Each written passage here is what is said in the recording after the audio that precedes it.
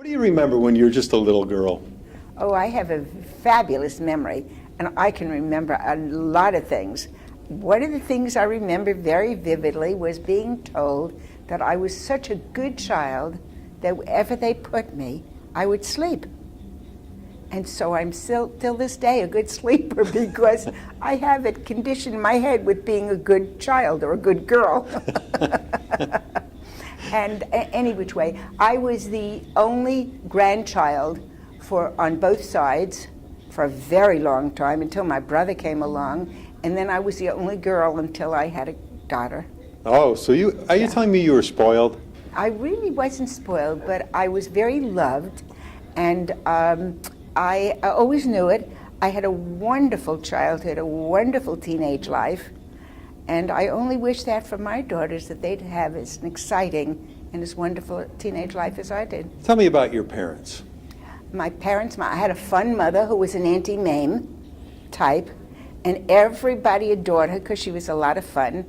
I'll give you an instance. If my brother and I did anything wrong, and we always had a piano in the house because she played the piano very well, she would try to sweep us out from under the piano where we would hide under the baby grand piano. She'd be hysterical, we'd be hysterical. She was fun. My father was very Germanic, so that was he was very erratic in his behavior. He could be a lot of fun, he could be really mean, and they did not have what I would call a very smooth marriage. Yeah. And they were divorced when I think I was 17 when they divorced. Ah, what did your dad do for a living? My dad was the national sales manager of a place called Skinner's and Sons, very famous in their day for silks and satins. And your mom, did she work or stay at home? She was a stay-at-home, but we had, I have one grandfather who came from South Africa, and so when the South African part of the family came in for import-export, my mother went to work for them. She had been a bookkeeper, right? And so she helped them set up. What she was doing was ensuring a job for my uncle when he got out of the Army. So then after that, she continued to work. Yeah. But we always had a maid in the house. My father did very well. So with that in mind, it was very easy for her to be a gadabout. Now your grandparents, tell me about your grandparents on your dad's side. On my dad's side, she was very meek, my grandma, and the grandpa was the meanest man I have ever met in my life. Really? He really was.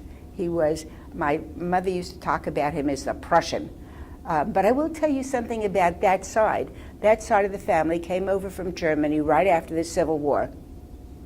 And my mother used to say all the time, you walk tall, you're a German Jewish girl. And if you know historically what that meant in the 30s and 40s, besides what was happening with the war, you still were considered a different category than other Jewish people, unfortunately. You were considered smarter, you were considered wealthier, I don't know what. Yeah. But I was raised in an affluent household. Yeah, yeah. What did your grandfather do? That grandfather was a fabric designer. So your grandparents, they were born in this country? Yes. Okay, and you were just mentioning to me off camera that your great-grandparents were also born in this country? Yes, yes. So that goes back a long way for the roots here. Goes a long way, yes. All in the East Coast? Yes. Okay. What about on your mom's side of the family? You're saying they came from South Africa?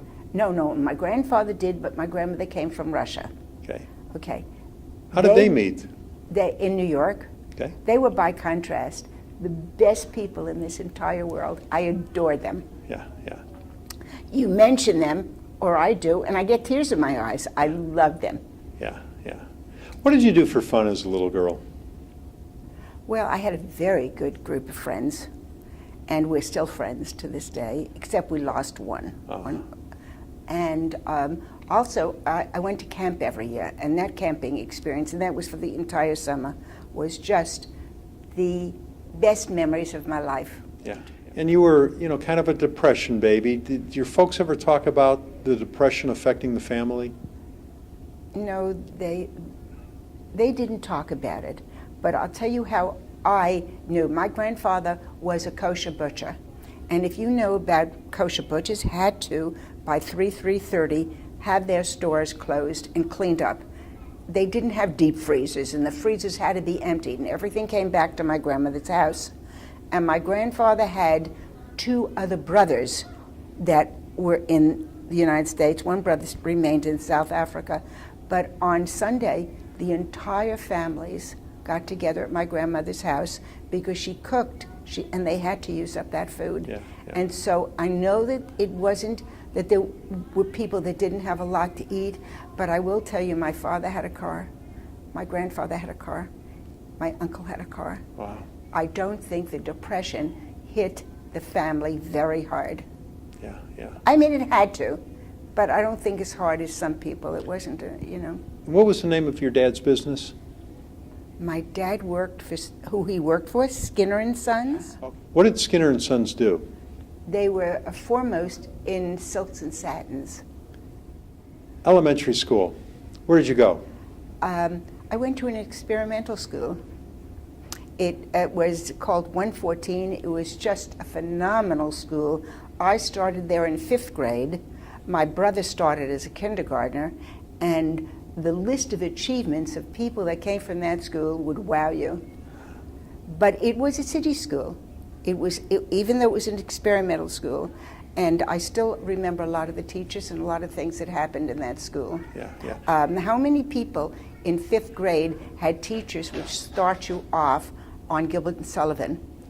And we did a Gilbert and Sullivan performance every year of a different play. Do you remember some of the names of the teachers? Mm-hmm. And that man was Mr. Glinkenhaus. My favorite teacher was Mrs. Reiter. Yeah. I do remember Mrs. Efron came to my door one day. Yeah. I thought, my God, what did I do? I've always been a chatterbox. I didn't know she came to play mahjong with my mother. I thought I was in trouble. Yes, I do remember a lot of names. Yeah. High school. Where'd you go? I went to Hunter High to begin with.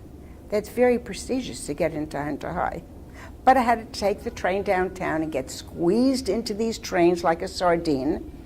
And I came to find out that my mother was bragging to everybody that her daughter was in Hunter High.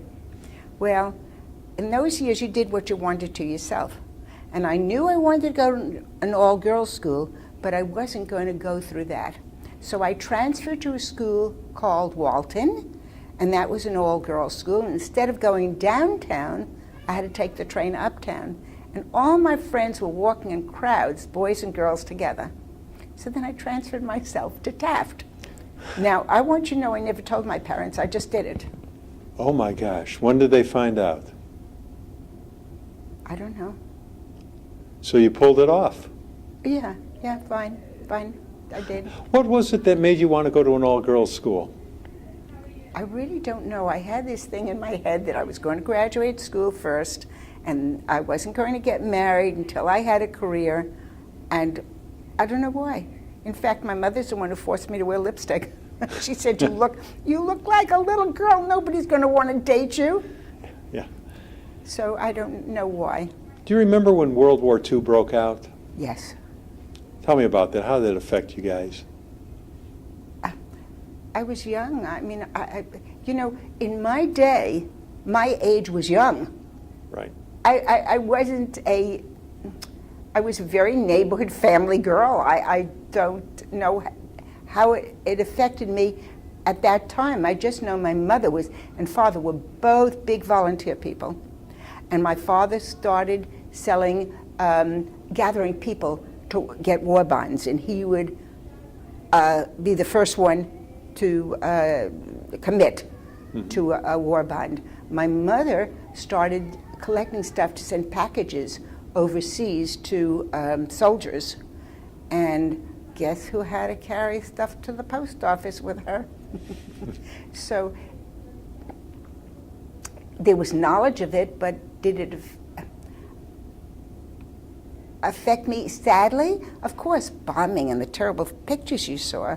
And you saw pictures in, you didn't have TV at that time, but you saw it in the movies. Yeah. Tell me about, what did you do in high school? What was fun? First of all, I was very serious in high school. I was a very serious student.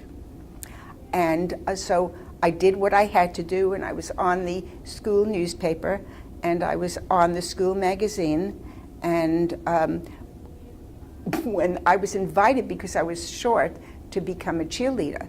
But those girls were all with reputations, and I wouldn't damage my reputation.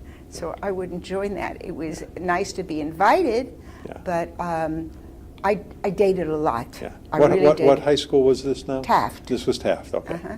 I dated a lot when I was in high school. Yeah, yeah. As I said, I was lucky. I had a very good teenage life. What was the music back then that you guys used to listen to? Well, I had to practice piano every single day for 1 hour, so I wasn't much into listening to music, except I was a big fan of Gilbert and Sullivan operettas, and so I didn't listen to a lot of the, Yeah. you know, when Frank Sinatra was on and everything, it didn't affect me like it affected other Yeah, teenagers. yeah. You remember when you got your first television set? I do, because my mother, and it's a good story, my mother went to the track for the first time, and they told her she could bet the daily double for $2. So she picked the horse. Yeah, they said that was a good horse.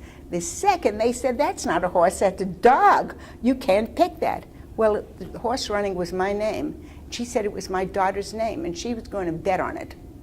And she won $750. Holy cow.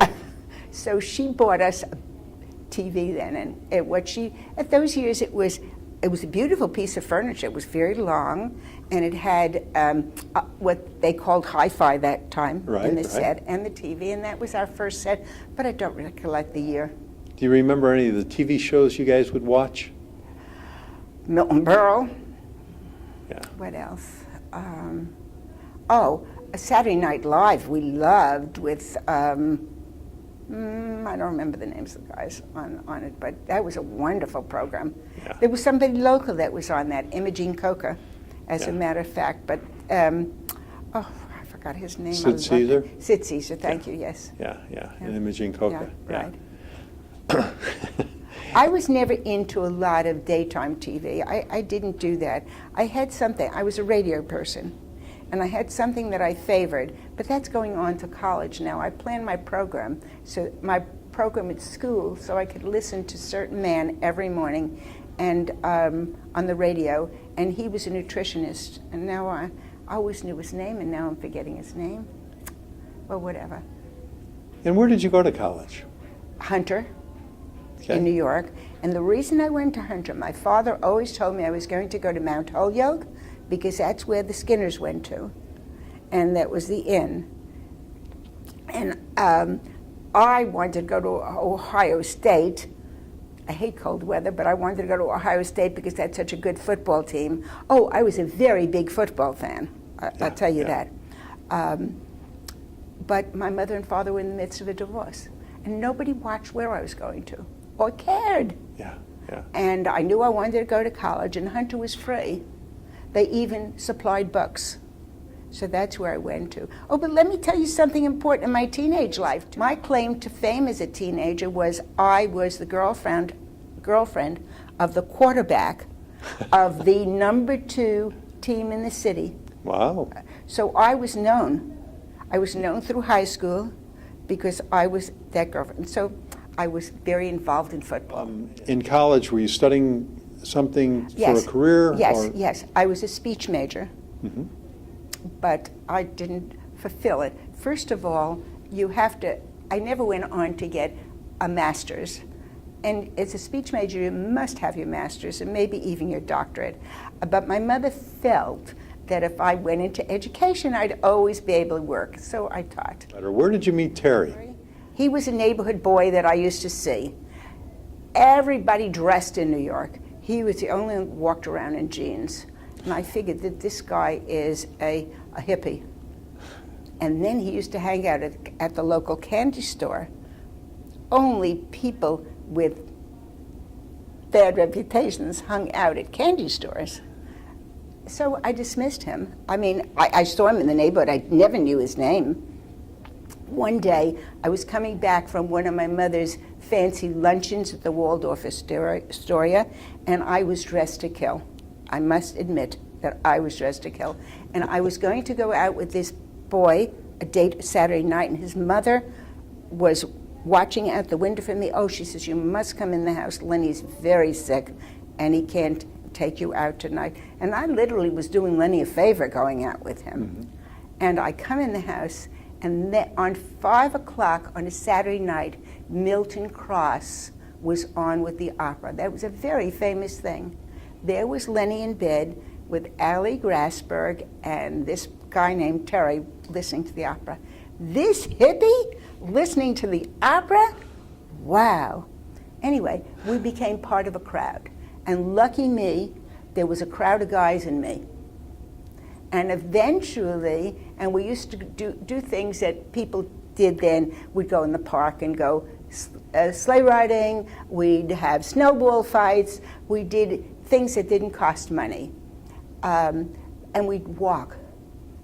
We had this grand concourse, and we walked. And eventually, Terry and I ended up at the back of the line of the crowd walking together. And then I went away to camp, and I came back with this gorgeous ring on my finger. And he said, let's go to a movie. And we went to a movie. And I was really afraid to tell him that I was wearing this ring. And then he said, you get that ring off your finger, and we'll talk business. Now, tell me about that ring. Oh, it was a gorgeous 2.5 carat emerald cut diamond ring with nice thick baguettes. So somebody asked you to marry you? Yes. And Terry broke that up? Yeah. So instead of marrying somebody who had a car and money, I married the poorest boy in the whole neighborhood. There was one poor building. No, there were 2 poor buildings, and he lived in one of them in a walk-up. But it's been, the marriage has lasted, though. 64 years. And counting. Well, February will be 65. Yeah, is he off probation yet? You're going to keep him? Yes. And I'll tell you why. I was really wild about another guy, not the one I was engaged to, and my grandmother said, you're going to be a nursemaid your whole life. That's a sickly boy. He had really been on the march in Germany. Mm-hmm. He was in service, and he was really in the height of everything. He was quite a bit older than me. And she said, he is such a sickly boy. So anyway, when it came to Terry, my grandmother would have liked me to have married somebody with means or something behind him. And she said that he will make it good. He's a hard-working boy, and he's very good to his mother. He will be good to you all your life. Yeah. So you guys got married in 1951. Right. And where did you settle down? Well, first we settled into a one-room apartment because we were both in college. Yeah. And I don't mean a one-bedroom, one room. And eventually we had our son, and then I became pregnant again. And my mother bought us a TV because she said, you two don't have enough to do at night. My mother's really an anti-name. And so 20 months later, I had my daughter, one of my daughters. Still in New York? Yes, but Okay. then right away we left and went to California because my uncle offered a wonderful opportunity, it seemed, or an opportunity, I shouldn't say wonderful. And that uncle was like my older brother. We were very close, very close. And he and Terry just became like this. Yeah. They had a wonderful partnership. Now, did you stay at home and raise the kids in LA? I did until my youngest was 6, and then I went back to teaching. Where were you living in California? The San Fernando Valley. Okay. And then what brought you to Dallas? A business opportunity. Okay. And your third child was born also in California? Yes. Okay. Are you involved at all with the Jewish community in Dallas? Yes. Tell me about some of the things that you do. Well, when we first came here, Terry was traveling on the road, so I did a lot of volunteer work here. And I did a lot of, because my daughter was young and the other 2 children were still in California, I became very active in B'nai B'rith youth movement. And so I did work there. I worked on the book committee here at the J. I did a lot of different things. I really was very involved until Terry and I went into another business that I had to help him. And also I started working here. But believe it or not, I went to school with another gal I met who had been teaching in another state, and we took Texas history, Texas government, but I never taught here. I went to work for, I applied for unemployment, and they said, would you like a job here? So I said, oh, okay. So I took a test on Tuesday, and on Thursday they called me and they offered me a job. Wow. I knew I would pass that test easy. Yeah. So I worked there for a while, a couple of years. I don't even remember how long, but I did. What was the happiest time in your life? Actually, when I was in camp. Camp was just, all of a sudden, you had a lot of sisters. You were in a bunk together. I think we were 8 girls when I was youngest, and you had 8 sisters. And everything we did together, and we shared clothes and shared experiences, and just did everything together. And also, that was my biggest introduction to religion. Yeah. Every Friday night, every Saturday, we had to wear white, and we went to services. And even though I would go to temple when I was a kid, it was more playing around temple, walking in and out, seeing my grandparents or my father. My mother had not a bone of religion in her body. Well, you were with your peers, so it has some meaning. Right. It was just a wonderful time in my life. I learned to swim there. I learned to do archery. I learned to play tennis. I learned to play softball. Did you stay in touch with any of the girls from camp? I did for a while until one of my friends went back to the camp I did, and I went to a different camp, and she got polio. Oh. And they flew her back and put her in an iron lung, and then she passed away. She was 17 years old, and she was gorgeous. And after that, it was very, very hard for me to keep in touch. I did keep in touch with one other girl, that was Barbara, Bunny. And Bunny also had a horrible experience. She was engaged to the football player of her high school, because people did get engaged very young in those years. And he was killed. No, he had an accident on the football field and died. Oh. And she was almost like a widow at 17 years old. And those were my 2 tragedies. Wow. At that age. So I didn't keep up with too many people from camp after that. Was there an invention in your lifetime that came along that you went, wow, how did we ever get along without that? Well, my husband feels air conditioning, and I guess he's right. Air conditioning, I guess, would be the big thing. Yeah. If there was something you could have done differently, what would it have been? I think I would have finished school before I got married. I think if I had that to do over again, I had that idea to have a career and not to squeeze time the way I was squeezing. Yeah. Now, in your lifetime, you've lived through so many momentous occasions.